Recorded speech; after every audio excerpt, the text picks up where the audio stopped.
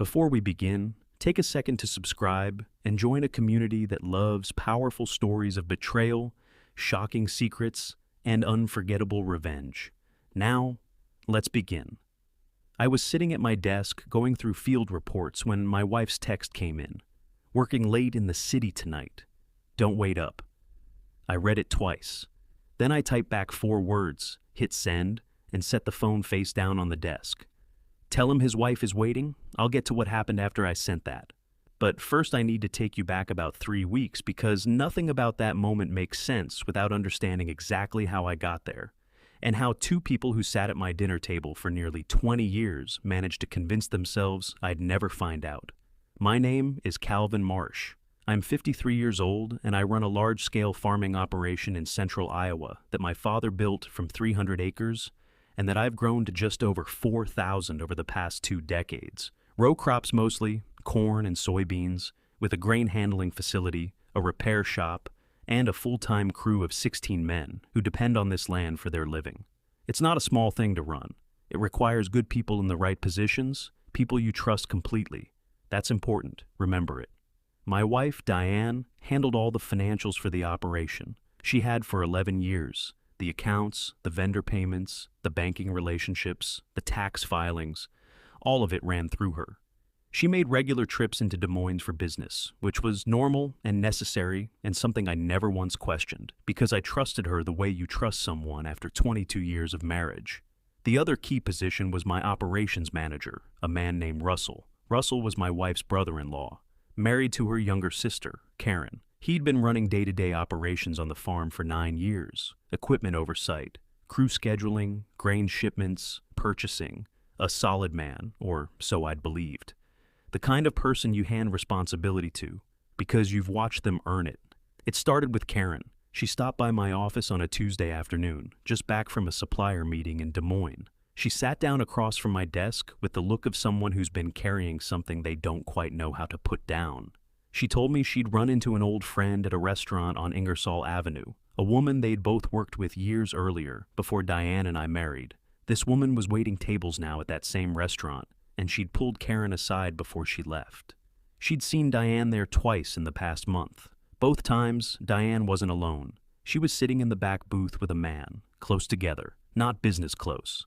The other kind. Karen paused after she said it, watching my face. I kept my expression neutral. I told her it was probably a supplier, maybe a banker she'd been dealing with. Easy to misread a lunch from across a restaurant. I believed exactly none of what I was saying, but I needed time to think before I did anything else.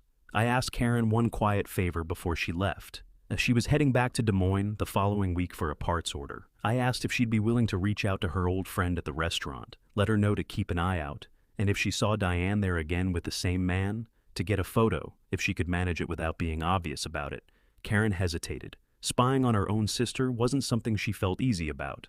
I told her I understood that completely. I just needed to know who I was looking at before I said a word to anyone. If it turned out to be nothing, the photo stayed between us and we never spoke of it again. She agreed, and we left it there. The next 10 days were the longest I can remember. Every evening I sat across from Diane at the dinner table, talked through the week's work, listened to her describe whatever had kept her busy, and gave nothing away. She mentioned Des Moines twice during that stretch, once for a bank meeting, once for a tax document that apparently couldn't wait. I nodded both times and told her to drive safe. I didn't sleep well. I ran every possibility through my head the way you run a field plan before planting season, methodically, accounting for variables, preparing for outcomes you'd rather not face. I kept landing on the same answer, and I kept pushing it aside because I wasn't willing to act on something I hadn't confirmed with my own eyes. Karen came to my office 8 days later. She closed the door behind her, crossed to my desk, and set her phone down without saying a word. I looked at the screen.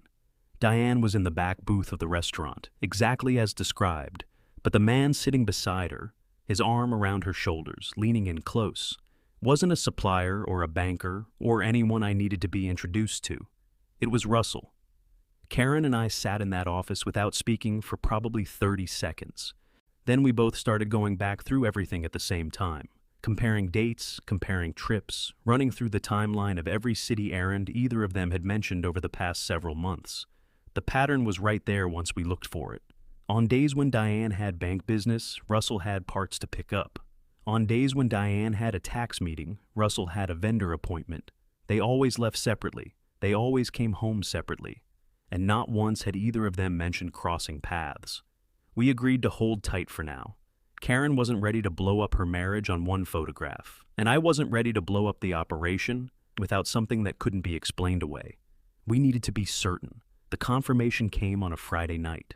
Diane had left her phone on the kitchen counter to charge and stepped outside to check on something in the yard. I was across the room when the screen lit up. I wasn't trying to read it, but I read it. A message from Russell. 6 words. City tomorrow? Been thinking about you. I took a photo of her screen with my phone before she came back inside. Then I put her phone exactly where it had been, went to the sink, and ran cold water over my hands for about 30 seconds, because I needed to do something with them. Dinner that night was the hardest one I can remember. Diane talked about the harvest timing and whether we should move the binneration schedule up. I answered every question. I passed the bread. I refilled her water glass. I didn't sleep at all. The next morning, she announced over breakfast that she needed to make another run into the city, documents for a fertilizer contract that apparently couldn't be handled remotely. I told her that was fine. I watched her car clear the gate. Then I called Karen and asked her to come over. When she walked in, I handed her my phone. She looked at the screen. Then she sat down in the nearest chair and didn't say anything for a long time. We had some planning to do. Karen and I sat at my desk for the better part of an hour, and we didn't talk about feelings once. That wasn't because we didn't have them. It was because feelings weren't going to protect what we'd both spent decades building, and we both understood that clearly enough not to waste time on them. The situation had a specific shape, and that shape was dangerous. Diane controlled every financial account tied to the operation. Banking portals, vendor payments, payroll, the grain elevator accounts, all of it. She could move the operating capital into a personal account with a few keystrokes, and there wouldn't be a thing I could do about it once it was gone. Russell, on the other side of it, had the crew. 9 years of working alongside those men meant they followed his direction without question. If he decided to make things difficult during harvest, he could derail the entire season before I could stop him. Giving either of them a reason to go on the defensive before we were ready was the one thing we absolutely could not do. So we didn't. We kept our heads down and our expressions neutral, and we started putting the pieces in place quietly, the way you prepare a field before anyone else is awake. The first piece was the finances. Karen had a degree in accounting. She'd worked in the field for 6 years. Before Russell's career on the farm made it easier for her to step back from full-time work. She knew her way around a set of books. We agreed she would step into Diane's role the moment we made our move, which meant she needed a week to get familiar with our specific systems and account structure. I walked her through everything during the evenings that week, after Diane had gone upstairs, sitting at the office computer with the door closed and the lights low. The second piece was the crew. I'd been running this operation since I was in my late 20s. I knew every one of those 16 men personally, knew which ones had worked here longest, knew which ones Russell leaned on, knew which ones would follow clear direction from the owner of the land they worked on without needing a reason. I didn't tip my hand to anyone. I just started being more present on the ground that week, checking in with the senior hands, making sure my face and my voice were the ones people were hearing when decisions got made. The third piece was a replacement for Russell's position. I put out a quiet inquiry through a farm bureau contact I trusted, a man named Gerald, who had placed managers on operations across 4 counties for 15 years. I told him I needed someone experienced, someone who could start quickly, and someone who didn't have loose connections to anyone in our immediate area. Within 4 days, he had a name for me. I made 1 phone call, had 1 conversation, and shook hands on the arrangement contingent on timing I'd confirm within the week. All of it done while Diane was handling accounts at the kitchen table, and Russell was coordinating equipment maintenance in the shop yard like nothing in the world had changed. Carrying that for 10 days was the hardest work I've ever done on this farm, and I've put in some long seasons. Then Diane's text came in on a Thursday afternoon. Working late in the city tonight. Don't wait up. I read it. I looked out the window at the fields for a moment. Then I typed back, "Okay, darling, tell Russell his wife is waiting for him." I set the phone on the desk and watched the seconds move. Karen was already in the office with me. We'd been going through the account transfer process one more time, making sure we hadn't missed anything. She looked up when she saw my face change. I turned the phone so she could see what I'd sent. She let out a long, slow breath. Diane called back in under 2 minutes. Her voice was controlled but not quite steady. That particular combination people reach for when they're trying to sound confused and are actually terrified. Calvin, I don't understand your message. What does Russell have to do with anything? That's a strange thing to say. I kept my voice completely flat. I told her I expected her and Russell at the farm office that evening. We had things to discuss. It would be our last family conversation. Then I ended the call, turned to Karen, and said we had about 3 hours. We moved fast. First thing was the banking portals. I sat down at the main office computer, pulled up my owner credentials, and changed the master password on every account tied to the operation. Then I went through each individual portal, the operating account, the grain elevator account, the equipment line of credit, the vendor payment system, and locked Diane out of all of them. It took 40 minutes. When it was done, my wife had no ability to touch a single dollar of the farm's money. I want to be clear about something. I'm not a vindictive man by nature. I didn't do that out of anger. I did it because leaving those accounts accessible while she drove back from the city knowing she'd been caught was the single most dangerous thing I could have done, and I'd spent 10 days making sure I wasn't going to make a mistake I couldn't undo. Next, I called the 3 senior hands, one from each crew, and told them simply and directly that effective immediately, all operational decisions came through me, and that any instructions from Russell were not to be acted on without my confirmation first. I didn't explain why. I didn't need to. These were men who'd worked this land for years. They heard the tone in my voice, and they understood that something had shifted.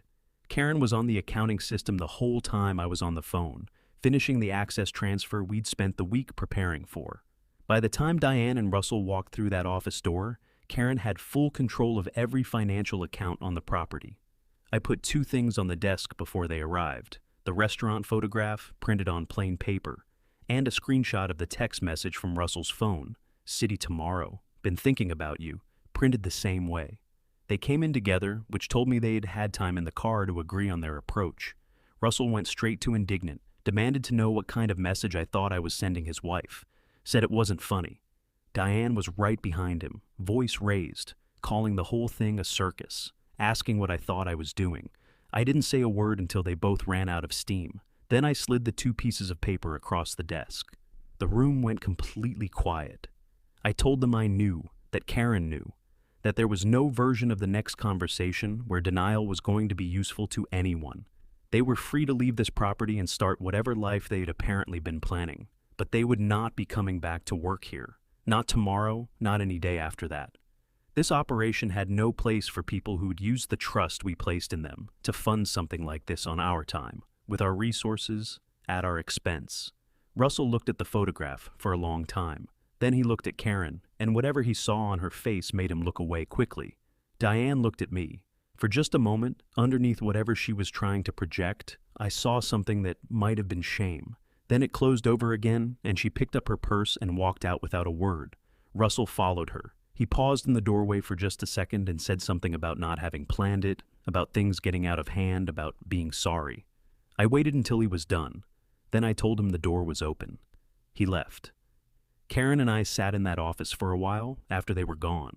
Neither of us said much. There wasn't a lot to say. 20 years of shared dinners and family holidays and Sunday afternoons had just walked out through that door, and no amount of correct handling made that feel like anything other than what it was. After a while, Karen made coffee. We drank it at the desk and started talking about the week ahead, what needed to be communicated to the crew in the morning, how to bring the new manager up to speed, what the account reconciliation was going to look like once we'd had a chance to audit the past several months properly. The land wasn't going to wait for us to finish grieving. It never does. We had a harvest to run. I didn't say anything to anyone beyond what was necessary. I didn't have to. In a community this size, the fact that Russell's truck was gone from the farm lot on a Friday morning and Diane's name was off the banking accounts by Monday was enough to start the conversation. By the end of the following week, there wasn't a neighbor within 20 miles who didn't know the general shape of what had happened. I heard about it indirectly, the way you hear things out here. Someone mentions it at the grain elevator, someone else brings it up at the co-op. A mechanic says something carefully chosen while handing you a work order. Nobody said it directly to my face because that's not how people operate in a community that's watched your family work this land for 2 generations. But the awareness was there, quiet and total, the way awareness always is in a place where everyone's lives are woven together by the same roads and the same seasons. The first direct conversation I had about it was with my senior foreman, a man named Pete who'd been on this operation for 14 years. He came to my office the Monday after, closed the door, and sat down without being asked. He told me he wanted me to know something he'd been sitting on.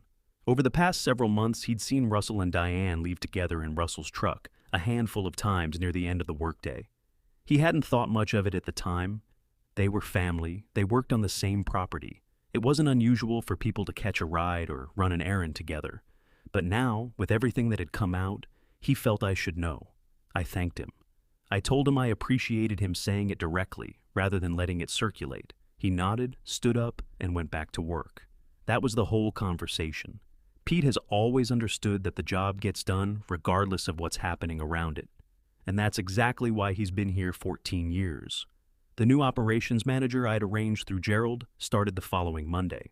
His name was Douglas Hatch, 51 years old, 23 years running large-scale row crop operations across central Iowa, the kind of man who walks a field and tells you things about it you didn't know you needed to know. The crew sized him up in about 48 hours, the way crews always size up a new manager, and by the end of his first week, the senior hands were going to him directly with questions instead of waiting to see how things would settle. That told me everything I needed to know. Karen came into the accounting role the same way, methodically, without drama, one account at a time. She'd already been through the systems with me during our preparation week, so there was no ramp-up period to speak of. What she found when she started auditing the previous months of records was something I'd been quietly expecting, but hadn't wanted to confirm until we had access. Nothing catastrophic, nothing that rose to the level of what I'd need to take to an attorney, or at least nothing that clearly crossed that line. But there were patterns in the vendor payments that didn't quite add up. Charges run through accounts that were just small enough not to trigger a second look. A few reimbursements for city mileage that didn't correspond to any business purpose Karen could identify. The kind of thing that, taken individually, you could explain away as accounting sloppiness. Taken together, over 18 months, it painted a picture of someone who'd been treating the operations accounts as slightly more flexible than they were supposed to be. Karen documented everything. We discussed it with an attorney in Des Moines, not to pursue anything aggressively, but to understand what our options were and to make sure the record was clean. The attorney reviewed what Karen had compiled, asked a few pointed questions, and told us that while the amounts weren't dramatic, the pattern was clear enough that if we wanted to pursue civil recovery, we had a reasonable foundation to stand on. We decided to hold that option in reserve and focus on the operation instead. Russell and Diane had moved into a rental property on the far edge of the county. I knew this because someone mentioned it in passing, not as gossip, just as information. The way people out here keep each other current on the practical geography of things. I didn't seek out any details beyond that. Where they lived wasn't my concern. What they did next wasn't my concern. What was my concern was the acreage, the crew, the equipment, and the season. We had 340 acres of corn coming up on optimal harvest timing, and the long-range forecast was showing a weather window that wasn't going to stay open indefinitely. Douglas had the equipment schedules restructured within his first week in a way that got us into those fields 2 days earlier than we'd originally planned. Pete and the crew ran the combines for 11 straight days without a significant breakdown, which doesn't happen by accident. It happens because a good manager makes sure the maintenance schedule is airtight before the season starts. We came off harvest 11% ahead of our 5-year average yield. I'm not going to pretend that number had anything to do with what had happened personally. It had to do with the land, the weather, the crew, and Douglas Hatch knowing his job. But I'll tell you that standing at the grain elevator, watching those numbers come in, felt like something specific that season. Like the operation making a statement about its own resilience that I didn't have to make myself. Karen settled into the financial role in a way that surprised even her, I think. She'd spent a decade stepping back from the professional work she'd trained for, and sliding back into something that was genuinely hers to manage and build. Seemed to open something up in her that had been closed for a while. She restructured the vendor payment schedule in a way that saved us about $14,000 annually in early payment discounts we'd been leaving on the table. She caught an insurance billing error that had been running uncorrected for 2 years. Small things, individually. The kind of small things that add up to something significant over time. We had dinner together most Sunday evenings that fall. Karen, myself, my youngest brother, and his wife, who farmed ground about 12 miles east, and a few others from the extended family who'd been around long enough to know what this operation meant and what the past few months had cost. Nobody belabored it. Nobody sat around the table conducting a post-mortem on two people who'd already left. We just ate and talked about the season and argued about the football and passed things around the table the way people do when they're genuinely glad to be in the same room. I noticed at some point in November that I'd stopped replaying the restaurant photograph in my head every time I sat down at my desk, that it had been several days since I'd thought about the text message on Diane's phone screen. The images were still there if I looked for them, but they'd stopped coming on their own. I took that as a sign of something. Word came back to me in late November, through the particular informal network that operates in a county like this, that Russell had applied for an operations manager position at 2 neighboring farms and been turned away from both. I hadn't made any phone calls. I hadn't said anything to anyone about Russell's professional capabilities or lack thereof. I didn't need to. People out here have long memories and they make their own assessments, and a man who walks away from a 20-year position under the circumstances Russell had walked away from is going to carry that with him for a while. Diane had apparently been looking for bookkeeping work in the area and finding similar results. By December, I heard they had left the county. I don't know where they went. I didn't ask, and nobody seemed to know with any specificity. They were simply gone. The way things sometimes go, when a community that's known you for years decides collectively that it's seen enough. I'm not going to tell you I felt nothing when I heard that. I felt something.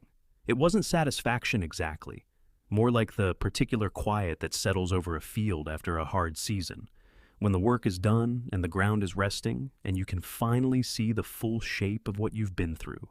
22 years of marriage. I'd given that honestly. Whatever Diane had decided along the way about what she needed, the part of this that was mine I'd done without apology, and I was going to carry that forward cleanly. That was enough. January came in hard that year.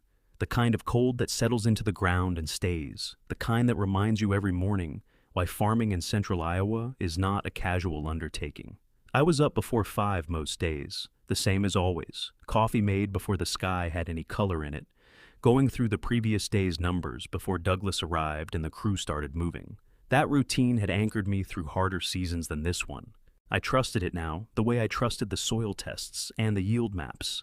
Not because it made things easy, but because it gave the day a shape that didn't depend on how I was feeling about anything else. Karen and I had settled into a working rhythm that felt natural in a way I hadn't anticipated.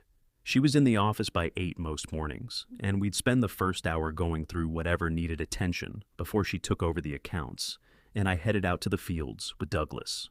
We didn't talk much about what had happened. When it came up plainly and briefly, and then we moved on. That suited both of us. One morning in late January, she came into the office and set a folder on my desk without saying anything. I opened it. Inside was a complete financial audit she'd run on the previous 20 months of accounts. Every vendor payment, every reimbursement, every transfer, cross-referenced against the business records she'd been rebuilding from the source documents. The discrepancies were cleaner than I'd expected. 14 months of small, systematic overcharges routed through a single vendor account that Diane had set up 18 months before everything came apart. Nothing dramatic on its face. The individual amounts were small enough to look like rounding errors if you weren't looking carefully. Added together across 14 months, the number was just over $22,000. Karen had flagged each transaction with a date, a corresponding business record, and a note on the discrepancy. The folder was 53 pages. I looked at it for a while. Then I called the attorney in Des Moines. We'd consulted in the fall. He reviewed Karen's documentation over the course of a week and came back with a clear answer. The pattern was deliberate and the documentation was solid. We had a viable civil claim. He laid out the options plainly. We could pursue it formally, which would likely result in a judgment in our favor, but would also mean a protracted process and money spent on legal fees that would offset some of the recovery. Or we could send a formal demand letter, documented and signed, and see whether the threat of formal proceedings produced a settlement. I told him to send the letter. Diane's response came back through her own attorney 3 weeks later. No admission, standard legal language, but attached to it was a cashier's check for $19,000 and a signed release of any further claims related to the operation's accounts. I deposited the check, filed the release, and didn't think about it again. Douglas came into the office the first week of February with the preliminary planting plan for spring. He'd spent the winter going through the equipment inventory, the soil data from the previous season, and the long-range market projections, and what he put in front of me was the most detailed preseason plan I'd seen on this operation in years. He'd identified 2 fields on the east end of the property that had been underperforming relative to their soil potential and had a specific prescription plan for bringing them back up.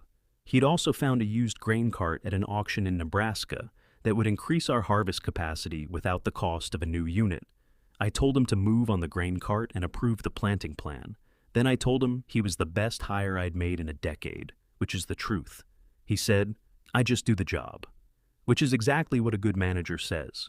Spring came the way it always does out here, fast and demanding, no room for anything that isn't directly related to getting seed in the ground at the right time. The crew came back from winter in good shape. Pete had kept them connected through the slow months, checking in, making sure nobody had drifted toward other work, which is always a risk when the season goes quiet. All 16 men were back by the first week of April, and Douglas had them oriented and scheduled before the ground was fully ready to work. Karen's youngest daughter helped in the office for 2 weeks during planting. She was home from college and had her mother's head for numbers, which meant Karen could hand things off and spend a few days out on the property watching the planters run without worrying about what was stacking up on her desk. I saw Karen walking one of the bean fields late one afternoon with Douglas, listening to him explain something about the soil variability in that part of the farm, and I thought about how different the operation felt now than it had 18 months earlier. Not easier necessarily. Farming doesn't get easier. But cleaner, like a piece of equipment that's been running with a small misalignment for so long you'd stopped noticing the sound, and then someone corrects it and you realize how much noise you'd been filtering out. Sunday dinners had become a fixture by spring. My brother and his wife, Karen, a few of the longtime neighbors who'd been around this family long enough to have earned a standing invitation. We'd eat and argue about the weather forecast and the futures market and whatever else needed arguing about. One evening in April, one of the neighbors, a man named Henry, who'd farmed the ground to our south for 30 years, looked around the table and said it was good to see the place feeling like itself again. Nobody elaborated on that. Nobody needed to. I thought about what Henry said on the drive back from checking the north field that night, about what it means for a place to feel like itself. This land had been in my family for 2 generations. My father had broken ground on the original 300 acres with equipment that was already old when he bought it, working a soil type that most people in the county at the time considered marginal. He'd proved them wrong the slow way, year by year, by understanding what the land needed and giving it exactly that. I'd grown up watching him do that. I'd spent my adult life trying to do the same thing. And somewhere along the way, I'd made the mistake of assuming that the people closest to me understood the weight of what we were all carrying together. That trust on an operation like this isn't a soft thing. It's structural. It holds weight. When it fails, things fall. Diane and Russell had let it fail. That was their choice, and they'd carried the consequences of it out of this county, and wherever they'd gone after that. What remained was the land and the crew, and Karen across the desk every morning with a coffee she made before I arrived, because she knew I took too long making it myself. What remained was Douglas walking fields at dawn, and Pete keeping 16 men moving in the right direction, and Henry's lights on across the south fence line at planting time. What remained was the operation, running cleaner and stronger than it had in years. I'm not going to tell you the betrayal didn't leave a mark. 22 years of marriage doesn't dissolve without cost, and anyone who tells you otherwise is leaving something out. There were nights that winter when the house was very quiet, and the quiet had a particular weight to it that I had to simply sit with until it passed. But there's something about working land that your father worked, in a county that knows your name and what it stands for, that puts things in a perspective no amount of sitting alone with your thoughts can quite replicate. The ground doesn't care what happened last fall. It needs what it needs, on the schedule it keeps, regardless of whatever a person is carrying into the field with them. That's not a small thing. That's the whole thing, really. Planting finished the second week of May, a day and a half ahead of Douglas's schedule. I walked the last field with him as the sun was going down, checking emergence on the early planted acres, watching the equipment come off the field and head back to the shop. The light out here at that hour in spring is something specific, long and gold and low, the kind that makes even ordinary ground look like it's worth protecting. I stopped at the edge of the field and looked at it for a while. Douglas came and stood beside me. He didn't say anything for a minute. Then he said, "Good stand." "Good stand," I agreed.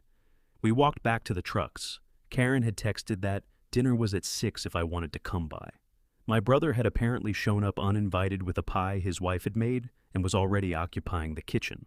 I got in the truck and drove toward the lights of the farmhouse. The land was planted, the crew was solid, the accounts were clean. The people around that dinner table had earned their place at it. Some seasons end badly. Some of them, if you do the work right and hold on to the things worth holding, end with something better than what you started with. This one did.